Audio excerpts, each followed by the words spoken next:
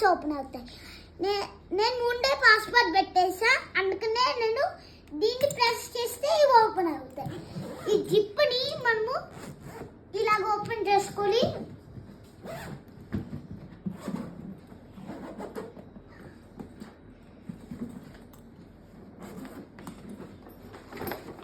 చేసుకున్న తర్వాత ఇక్కడ మనము మన డ్రెస్లో పెట్టుకోవాలి.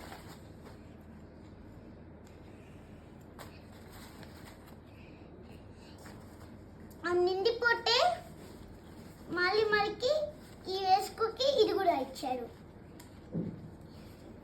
ఇదిగోండి, ఇలా వేసుకోండి. ఈ బటన్ ప్రెస్ చేస్తే ఇది ఓపెన్ అయిపోతుంది. మళ్ళీ ఇక్కడ మనకి